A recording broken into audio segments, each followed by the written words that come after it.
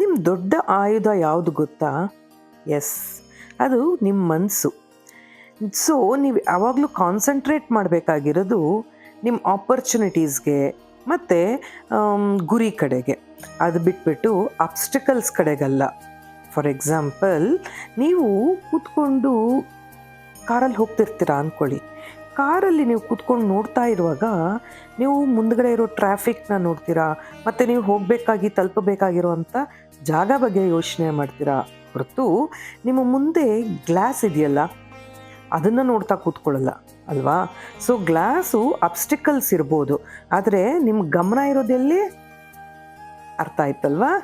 So ಹಾಗೇ ಜೀವನದಲ್ಲೂ ಅಷ್ಟೇ ನಮ್ಮ ಮನಸ್ಸು ಕಾನ್ಸಂಟ್ರೇಟ್ ಮಾಡಬೇಕಾಗಿರೋದು ಆಪರ್ಚುನಿಟೀಸ್ ಬಗ್ಗೆನೇ ಹೊರತು ಬೇರೆ ಇನ್ಯಾವುದೋ ಅಂದರೆ ಡಿಸ್ಟರ್ಬೆನ್ಸ್ ಕಡೆಗೆ ಅಲ್ಲ ಅಲ್ವಾ?